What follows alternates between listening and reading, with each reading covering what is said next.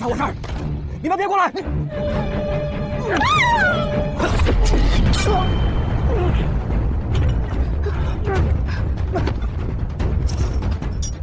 Hello guys, ये video love dieting Galaxy के episode 39 और 40 की होने वाली है।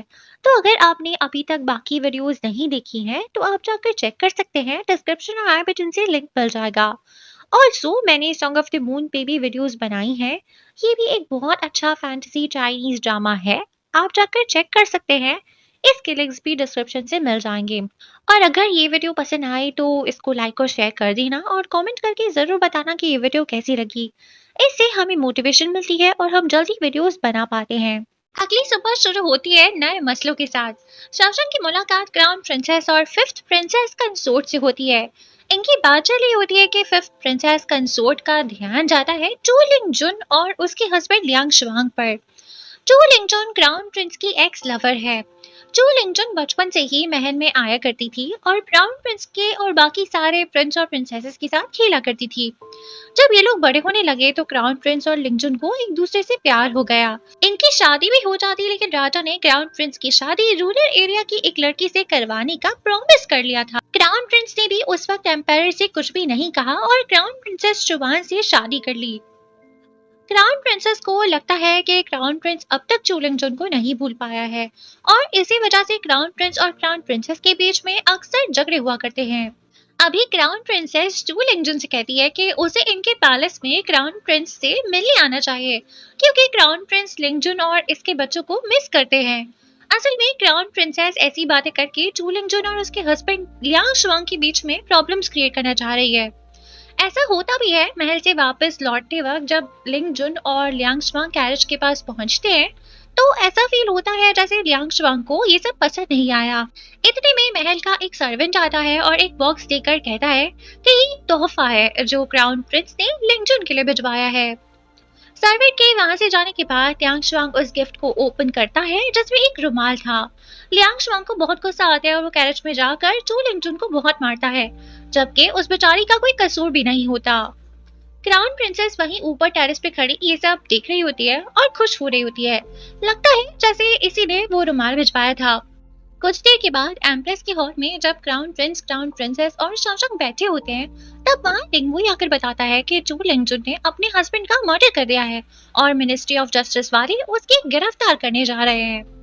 असल में लिंगवुई ये बात यहाँ बताने के लिए इसलिए आया है क्योंकि एम्प्रेस से लिंगजुन की जान पहचान है। क्राउन प्रिंस के तो कान ही खड़े हो जाते हैं। वो फौरन से खड़ा होकर सामने आता है और बोलता है कि चू लिंगजुन को फंसाया जा रहा है, वो कभी भी मर्डर नहीं कर सकती।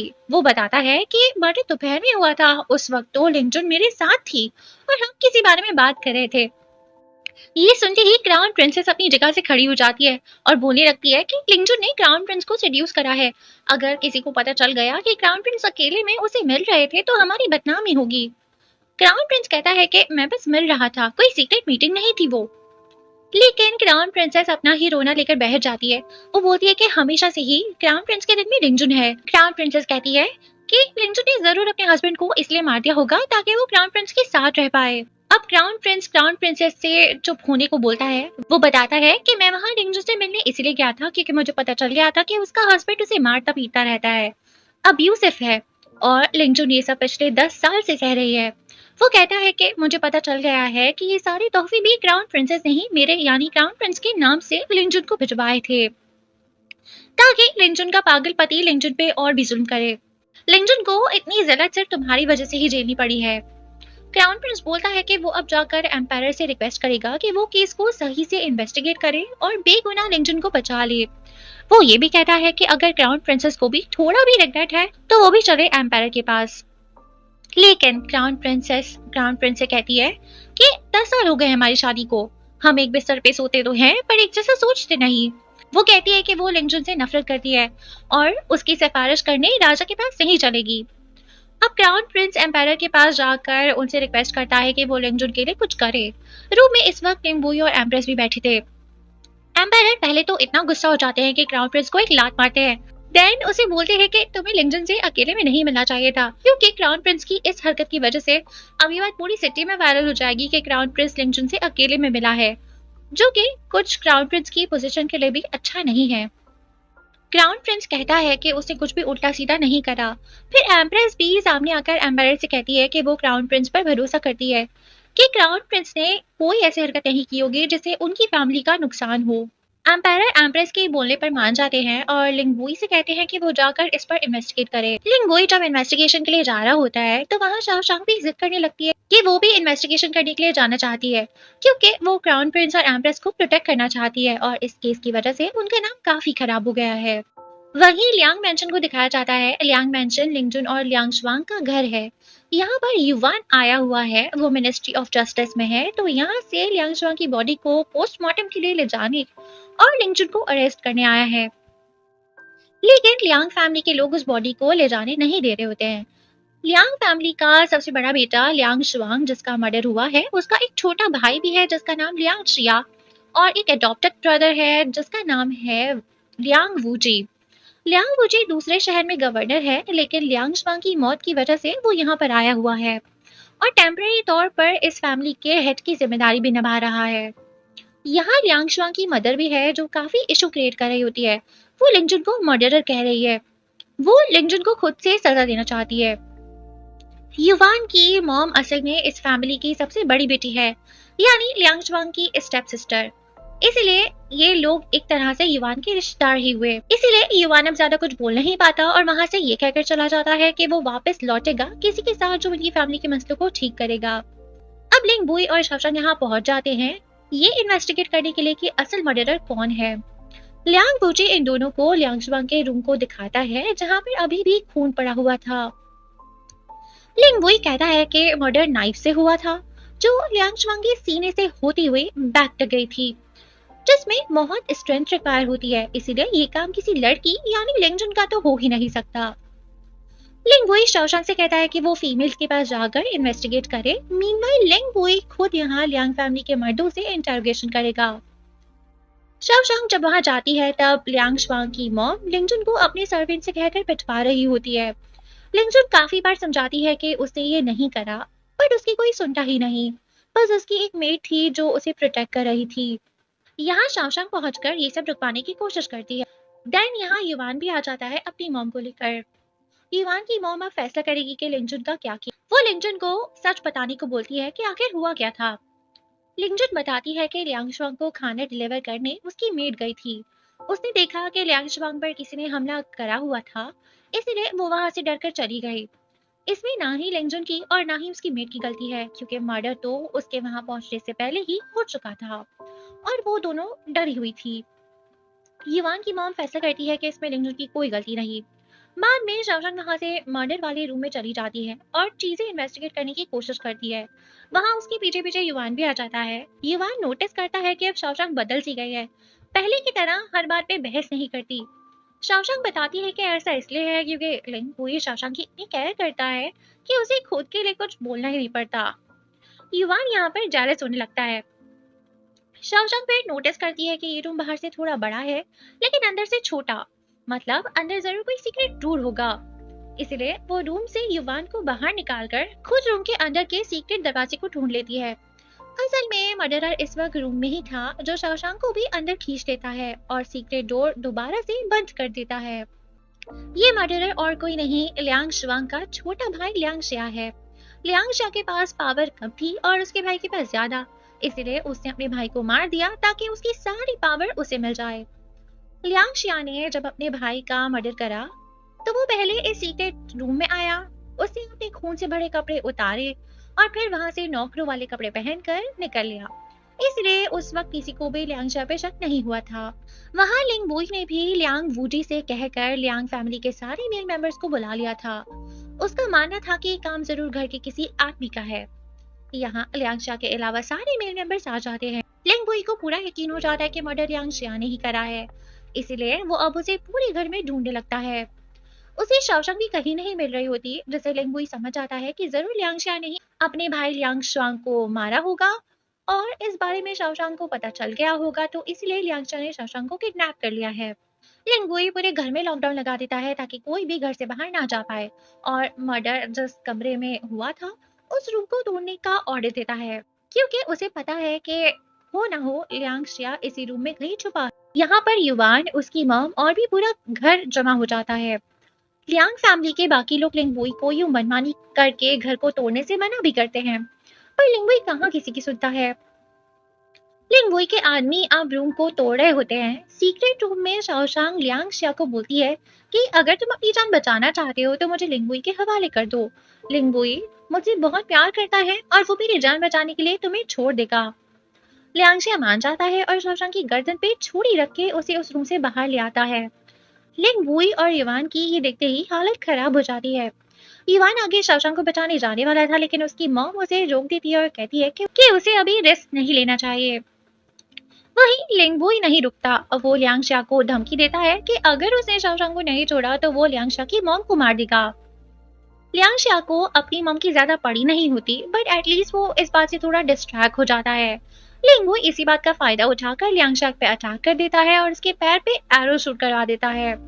लियांगशिया घुटने के बल बहर जाता है और शाओशांग सेफली लिंगबुई की बाहों में आ जाती है। अब उसके बाद शाओशांग लिंगबुई को बताती है कि लियांगशिया ने ही लियांग शुआंग का मर्डर करा है। इस बात का एविडेंस जो कि मर्डर वेपन और कपड़े हैं सीक्रेट रूम में रखे हुए हैं। लिंगबुई और युआन अब लियांगशा को अरेस्ट कर पाते कि वहां से एक एरो आता है और सीधा लियांगशा के गले में लग जाता है, जिस वजह से लियांगशा उसी वक्त मर जाता है। ये एरो लियांग वूजी ने मारा था क्योंकि वो नहीं चाहता था कि इस केस पर और इन्वेस्टिगेशन हो और उसकी फैमिली का नाम और खराब हो जाए। लियांग वूजी फिर खुद जाकर राजा से मिलता भी है और उनसे माफी भी मांगता है। वो ये कहता है कि इस केस का बंद हो जाना ही बेहतर है क्योंकि इससे क्राउन प्रिंस का नाम भी खराब हो रहा है। राजा भी ज्यादा कुछ नहीं बोलते और लियांग वूजी को जाने देते हैं। बाद में लिंगबुई राजा से बात करता है और उनसे कहता है कि लियांग जिया खुद से तो ऐसा प्लान नहीं बना सकता, जरूर इसके पीछे कोई और है जो इस बात का फायदा उठाकर क्राउन प्रिंस की रेपुटेशन को खराब करना चाहता है। लिंगबुई असल में मार्किस यू की बात कर रहा है। बात सिंपल है, मार्किस यू कंसोर्ट यू का भाई है और वो कुछ भी करके अपने नेफ्यू यानी कि थर्ड प्रिंस को क्राउन प्रिंस बनाना चाहता है ताकि इनकी फैमिली पावर में आ सके। मसला यह है कि प्रेजेंट क्राउन प्रिंस जब तक अपनी पोजीशन पर है, थर्ड प्रिंस क्राउन प्रिंस नहीं बन सकता। इसीलिए मार्किस यू इस केस की मदद से क्राउन प्रिंस के नाम को बदनाम करना चाहते थे ताकि राजा क्राउन प्रिंस को डिपोस्ट करके थर्ड प्रिंस को क्राउन प्रिंस बना दे। सीन यहाँ से शिफ्ट होता है कंसोर्टियो पे, जो अपने भाई मार्किस यू को एक थप्पड़ लगा देती है। मार्किस यू असल में कंसोर्टियो से मिलने आए हैं और उसने ये सब बता दिया है कि उसने ही क्राउन प्रिंस की रेपुटेशन को खराब करने की कोशिश की थी। इसका मानना है कि इन्हें इन रिटर्न कुछ भी नहीं मिलता, सब कुछ शुआन फैमिली यानी एम्प्रेस की फैमिली को ही मिल जाता है। जैसा कि मैंने पहले भी बताया था, प्रेजेंट एम्पायर वैन ने अपने कुछ साथियों के साथ मिलकर लॉर्ड चीनान, हुओ चोंग यानी रिंगबुई के अंकल और भी कुछ लोगों जिनमें शुआन क्लैन और यू क्लैन भी शामिल है के साथ मिलकर एक रिबेलियन करा था पुराने एम्पायर को हटाने के लिए। तो यहाँ मार्किस यू ये कहना चाहते हैं कि उन्होंने रिबेलियन में राजा की बहुत मदद करी, लेकिन फिर भी इन्हें फ्रूट नहीं मिल रहा। कंसोर्ट यू अब मार्किस यू को पूछती है कि मुझे एक बात जाननी है, क्या गू सिटी वाले इंसिडेंट में भी तुम्हारा हाथ था? मार्किस यू बताती हैं कि ऐसा कुछ भी नहीं है, बट फिर भी कंसोर्टियो कहती है कि लिंगबुई इस पर इन्वेस्टिगेट कर रहा है। उसने सेंसोरेट से भी प्रूफ हासिल कर लिए हैं जो तुम्हारे खिलाफ है।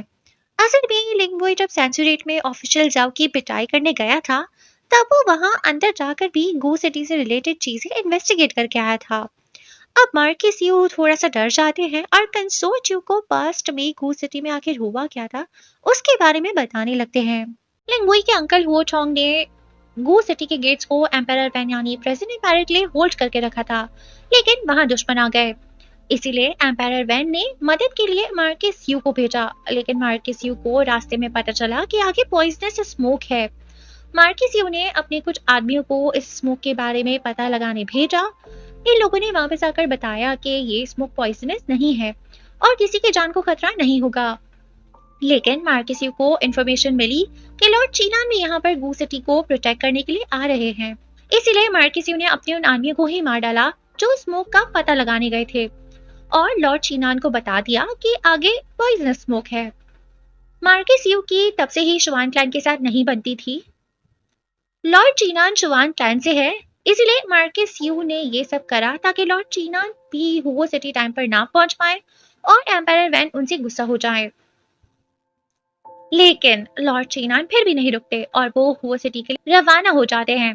फिर पंकुआ नाम के आदमी से खबर मिली कि लॉर्ड चीनान पॉइजनस स्मोक से मारे गए हैं। अब ये बात तो जाहिर है कि वहां पॉइजनस स्मोक थी ही नहीं। इस पंकवन नामी आदमी ने खुद ही लॉर्ड चीनान को मरवा दिया होगा उसकी मिलिट्री पावर को हासिल करने के लिए। इन सब के बाद मार्केस यू जब गू सिटी पहुंचते हैं तब गू सिटी में मौजूद हुओ छोंग और उनकी पूरी फैमिली मारी गई थी। हुओ क्लैन का कोई भी मेंबर सिवाय हुओ जान हुआ और लिंगुई के नहीं बच पाया। ये सारी कहानी अभी मार्केस यू ने खुद ही कंसोर्टियो के सामने कन्फेस की है। यहाँ अब लिंगुई और एम्पायर सामने आ जाते हैं जो छुप कर ये सब सुन रहे थे। लिंगुई मार्केस यू को कहता है कि तुम्हारी फजूल सी दुश्मनी की वजह से आज पूरा हुओ क्लैन एग्जिस्टेंस से ही मर चुका है। ध्यान देने वाली बात ये थी कि मार्केस यू सिर्फ 3 दिन ही लेट पहुंचे थे और उनकी कैलकुलेशंस के हिसाब से भी हुओ क्लैन के आदमी खुद को प्रोटेक्ट कर सकते थे क्योंकि उनके पास अच्छे वेपन्स थे। लिंगुई बोलता है कि वो वेपन्स भी किसी ने लो क्वालिटी वेपन से बदल दिए थे, इसीलिए हुओ चोंग और इसके आदमी सिटी को प्रोटेक्ट नहीं कर पाए और सब मारे गए।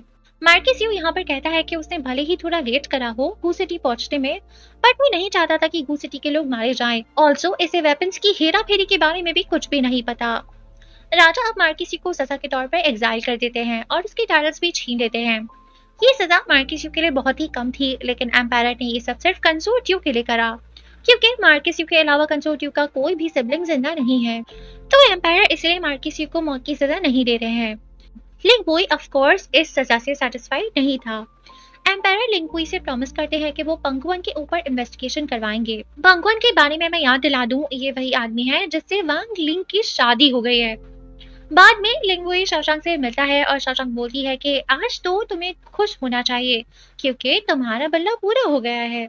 पंगवन के अलावा अब सबको सजा मिल चुकी है। लिंगुई यहाँ शाओशांग से अजीब सा सवाल करता है, जैसा कि अगर आपकी फैमिली को नुकसान पहुंचाने के लिए कोई गिल्टी है लेकिन उसे कानून की मदद से बदला नहीं लिया जा सकता तो तुम क्या करोगे?